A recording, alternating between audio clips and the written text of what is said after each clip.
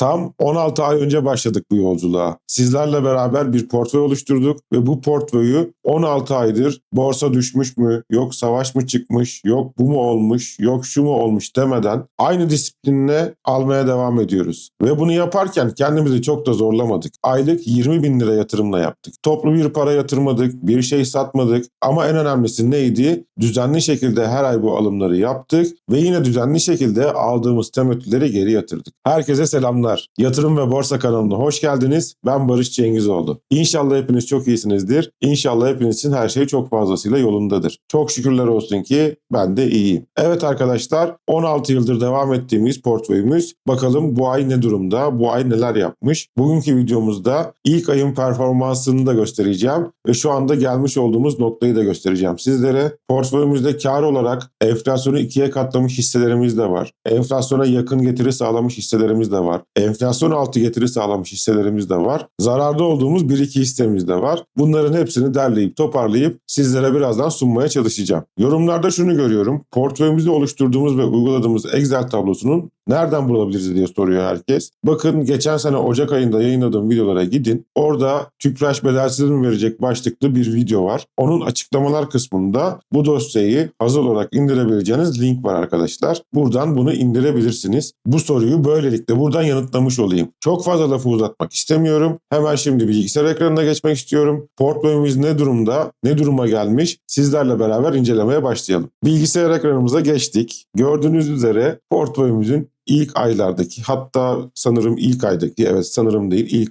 ilk aydaki durumunu görüyorsunuz arkadaşlar. 698 lira zarar ediyoruz ilk ay sonucunda ve kârda olduğumuz hisse sayısı sadece bir adet. O da İşmen arkadaşlar. Gördüğünüz gibi portföy tamamen zararda ama biz ne yaptık? Yılmadık, almaya devam ettik. 16 aydır almaya devam ediyoruz. Fiyata bakmıyoruz, oymuş, buymuş, şuymuş demiyoruz ve disiplinli şekilde bu portföyü yönetmeye devam ediyoruz. Şimdi hemen buradan portföyümüzün güncel durumuna geçelim. Güncel durum dediğimiz, tabii siz bu videoyu Mayıs'ta izleyeceksiniz ama Nisan ayının durumundan bahsedeceğim ben size. Nisan ayının durumu da bu şekilde arkadaşlar. Alımlar 7 Nisan'da yapıldı. Diğer 2 alımı ay sonunda yapmıştım. Bu sefer ay başında rastgele bir günde yapmaya karar verdim. Bu da 7 Nisan oldu. 26.200 liraya çıkarmıştık biliyorsunuz, enflasyon oranında arttırmıştık aylık alımlarımızı. 20 bin liradan 26.200 liraya çıkarmıştık ve bugüne kadar toplam 359.654 lira para yatırmışız. Güncel tutarımızda 448.206 lira, 88.551 lira net karımız var. Bunu aldığımız temettüleri de eklersek 103.931 lira net karımız olmuş oluyor.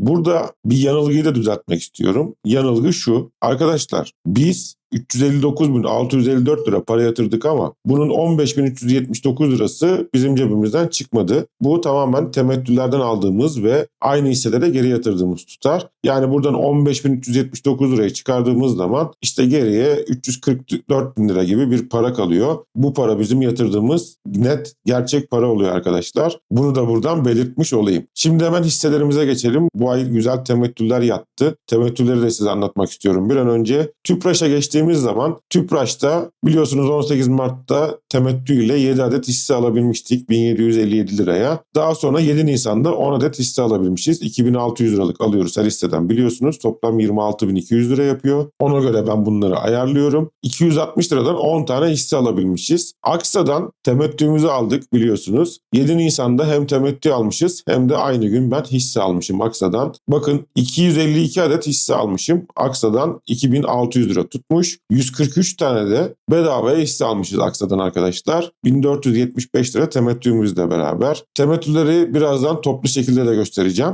Bilginiz olsun. Enerjisa'ya geçiyoruz. 7 Nisan gününde 22 adet Enerjisa alabilmişim 118,5 liradan ve 15 Nisan'da Enerjisa temettüsünü ödemiş bize. 16 tane de verdiği temettüyle Enerjisa hissesi alıp üzerine eklemişiz. Bu da 1987 lira tutmuş ve gördüğünüz gibi maliyetimiz 76 lirayken hemen şuradan bakalım. Enerjisa'nın güncel fiyatı da 123 lira civarı. İşte maliyeti kafanıza takmayın. Siz düzenli alım yapın. Zaten temettüler biriktikçe, işte bedelsizler geldikçe bu maliyetler düşecektir dememin en güzel ispatı bu. 76 lira maliyet, 123-124 lira hissenin güncel fiyatı. Ereğli'ye geçelim. Ereğli'den 7 Nisan'da 29 liradan 89 adet alabilmişiz. İşmen'den yine 7 Nisan'da 39,74 liradan 66 adet hisse alabilmişiz. Ama İşmen'de de temettümüzü almışız. 3 Nisan'da bize temettü vermiş. Şimdi buna bile laf edenler oluyor arkadaşlar yorumlarda. 1 Nisan'da temettü verdi diye. 2 iş gününde hesabımıza geçiyor. O yüzden 3 Nisan'da alımları yapıyoruz. Bunu da açıklamasını yapma gereği duyuyorum buradan. 3 Nisan'da temettümüz hesabımıza geçmiş. 40,70 liradan 51 adet İşmen'i bedavaya alabilmişiz. Bedava kelimesi çok güzel bir kelime arkadaşlar. Herkes için çok güzel bir kelime. İşte temettünün özelliği burada ortaya çıkıyor. Ege Profil'e geçiyorum. Ege Profil'de 7 Nisan'da 90 adet hisse alabilmişiz 29 liradan. Ve gelelim Vespe'ye. Vespe'yi bana çok soranlar oluyor. Maliyetimiz şu anda 9,65 civarına kadar düştü. 17-19'dan başlamıştık alım yapmaya. Vespe'den de 7 Nisan'da 7 lira 25 kuruştan 348 adet hisse alabilmişiz. Bu da 2528 lira tutmuş. Bunun küsuratını büyük ihtimalle ben BİM'e veya başka hisselere yansıtmışımdır ki öyle olmuş. BİM'den 4 adet hisse almışım 685 liraya ve bu 2745 lira tutmuş. Vespe'den kalanı BİM'e eklemişim arkadaşlar. Ve BİM'den maliyetimiz de 554 lira ve şu anda BİM hissesi yanlış bilmiyorsam arkadaşlar 700 liralara geçti. Evet 733 lira 50 kuruş BİM hissesi ve bizim maliyetimizi görüyorsunuz 554 lira. Neredeyse bir hisseden 200 lira kâra geçmiş durumdayız. İnanılmaz rakamlar. BİM bedelsiz açıklamıştı. Temettü vermeyecek diye düşünmüştüm. Ama yine temettüsünü açıkladı. 3 taksit olarak 3 kere de temettü verecek arkadaşlar. Bunlar da 13 Haziran'da 3 lira 40 kuruş olarak net, daha sonra 16 Eylül'de 4 lira 25 kuruş net ve daha sonra 16 Aralık'ta yine 4 lira 25 kuruş net olacak vereceği temettüler. Hem bedelsiz hem temettü, daha ne isteyelim, öyle değil mi? Geçelim Yunsa'ya. Yunsa'dan da 7 Nisan'da 310 adet hisse almışız 8 lira 14 kuruştan. 29 Nisan'da temettüsünü vermiş. 191 adet de o temettülerle 8 liradan hisse alabilmişiz. Bu da 1531 lira tutmuş. Doğaç'a geçelim. Doğaç'tan da 7 Nisan'da 192 lira 10 kuruştan 14 tane hisse alabilmişiz. 15 Nisan'da temettüsüyle beraber 12 adet hisse alabilmişiz. 190 lira 20 kuruştan. Ege Profil, BİM, Doğaç'ın bir taksiti daha var. Tüpraş'ın bir taksiti daha var. Ereğli, Vespe zaten temettü açıklamadı arkadaşlar. Bu şekilde daha alacağımız temettüler mevcut. Şimdi temettüler kısmına geçiyorum. Bakın bunlar geçen sene aldığımız temettüler. Bunlar da 2026 yılında almış olduğumuz temettüler. Geçen sene aldığımız temettüler toplam 4000 küsür lira. 2026 yılı bitmemiş olmasına rağmen daha çok fazla temettü alacağız. Tüpraş'tan gelecek biliyorsunuz. Daha sonra Doğaç'tan bir taksit daha gelecek. Ondan sonra Ege Profil gelecek. Bir maçtan 3 tane daha temettü gelecek. Bunlar daha eklenmemiş olmasına rağmen aldığımız temettülerin toplamı şu ana kadar 2026 yılında aldığımız temettülerin toplamı hemen hemen 2000, 4000, 5000, 6000, 7000, 8500, 10500, 10800, 11.000 liralara yaklaşmış. Yani 4000 küsür lira, 5000 lira diyelim yuvarlak hesap temettü alırken 11.000 küsür lira temettüye ulaşmışız. Daha şimdiden daha bir sürü temettü alacağız. Yani %100'ün üzerinde temettü artışı var arkadaşlar portföyümüzde. Demek ki doğru yoldayız. Demek ki doğru işi yapıyoruz. Demek ki doğru olanı yapıyoruz. %100 temettü artışı. Hani diyorlardı ya, temettüler de o oranda artıyor mu acaba? Enflasyon oranında artıyor mu acaba diye. Alın size enflasyonu %30 küsur açıklıyor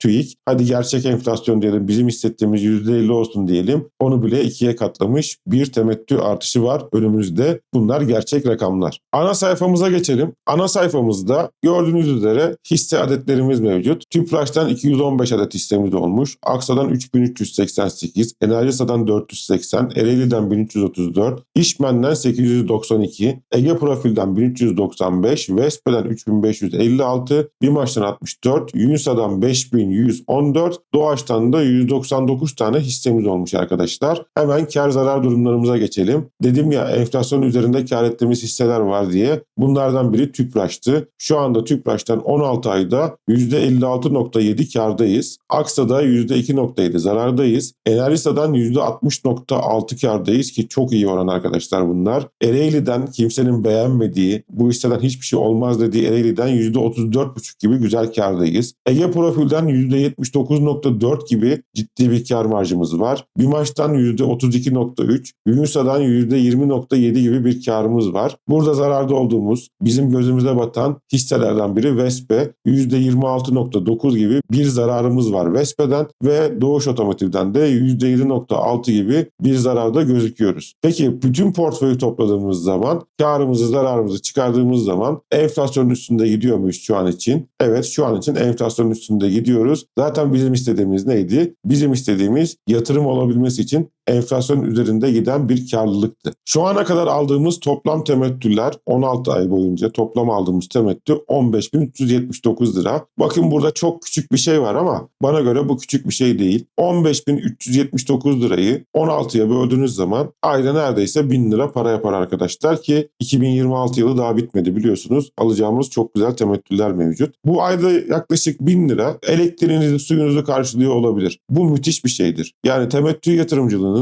ilk 16 ayında bile bunları başarabildiğinizi görmenizi istiyorum. Ne bileyim ayda 1000 lira belki sizin ekstra bir ihtiyacınızı karşılıyordur. Karşılayacaktır mutlaka. Yani 1000 lira 1000 liradır öyle düşünün. Belki cep telefonu faturanızdır. Bunu bedavaya getirmiş oluyorsunuz şu anda. Yani temettü rakamlarını küçük olarak görmeyin. Bileşik getiri çalışmaya başladığı zaman ki daha bu portföy için tam anlamıyla çalışmaya başlamadı. Her zaman söylüyorum asıl film 5. yıldan sonra kopar diye. İnşallah ömrümüz yeterse bu portföyün 5 yıl sonraki halini de sizlere göstermek istiyorum. En büyük arzularımdan biri bu. Net olarak 88.551 lira kârda gözüküyoruz. Total aldığımız temettülere de eklersek 103.931 lira kârda gözüküyoruz arkadaşlar. Bence güzel bir para 103.000 lira ki bunu söylediğim gibi asla toplu bir parayla yapmadık. Ayda 20.000 alarak yaptık ve bu şekilde büyümeye devam ediyoruz. Komisyon oranımız da bu portföy için 1000'de 2 arkadaşlar. Herkesin ortak komisyon oranında buluşmak adına böyle bir oran belirlemiştik. Bu hisselerin hiçbiri yatırım tavsiyesi değildir arkadaşlar. Videonun en başında da söylediğim gibi temettü yatırımcılığı serüvenini size anlatabilmek, size öğretebilmek adına bu seriyi çekiyorum ve bu hisselerin hepsini o zaman için bizi takip eden, eskiden beri beni takip eden, benimle aynı yolda yürüyen arkadaşlarımızın seçtiği hisselerdir bunlar. Asla yatırım tavsiyesi değildir. Sadece örnek bir portföydür. Üzerine basa basa söylemek istiyorum. Gördüğünüz gibi 16 ay önce başladığımız bu macera hala da sağlıklı bir şekilde devam ediyor ki onca olaya rağmen devam ediyor. Nisan ayı itibariyle durumumuz bu. Bence iyi gidiyoruz. Bence güzel gidiyoruz.